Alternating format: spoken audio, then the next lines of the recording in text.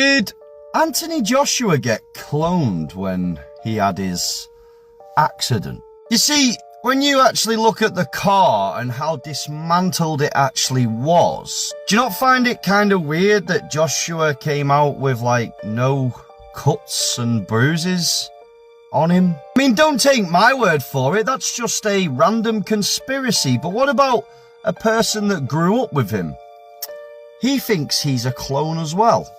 Listen to this. I think that Joshy's a clone. Okay. I think that one day now is a clone. I'll tell you why I say that. Because when he was amateur, me and him used to get along, right? And even when he was in the Olympics, me and him used to chat on the phone. And then when I came out of prison recently, and I went to his mansion party and I bucked him there, and he didn't remember me. And I even said to him, "Rah, don't you remember that I was in Blue Peter?" Because the reason why I remember that, because I remember him comment. I posted that video on my Facebook one time, right? And then Joshy replied to it saying, "Oh, Rah, you was on Blue Peter." And then we had a conversation about it. I'm saying to this one here, "Don't you remember I was on Blue Peter?" And he was like, and you see certain things in life, I don't care how famous you get, where you've been, there's certain things you always remember. It's like, for example, with Skepta, for example, right?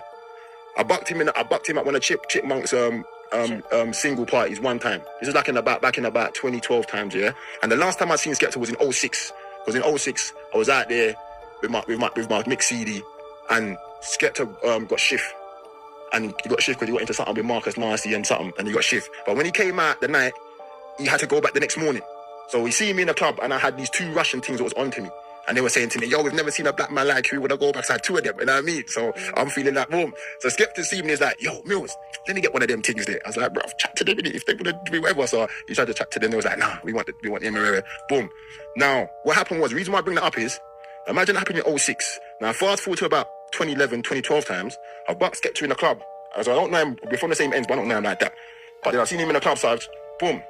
Then I said, "Do you remember me?" And he's like, and I said, "Bruv, do you remember Napa 06 when you came out of prison in Nicosia, and then there was a guy in the club with these two Russian things on him, and then you asked him," and he was like, "I remember that." I said, "Yeah," and he's like, boom. So point being is, there's certain things that happen in your life that if somebody reminds you of that incident, it doesn't matter what you've been through, you're going to remember it. You know what though? There's a lot of times people have done that, and I just... Like, if you know, you know.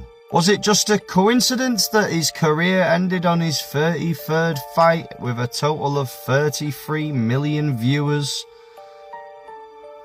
But obviously, as always, this is just for entertainment. Clearly, Anthony Joshua is not part of the secret society, and nothing dodgy happened straight after he broke Jake Paul's face in many places. And I'm always just as fictional as a dinosaur, baby.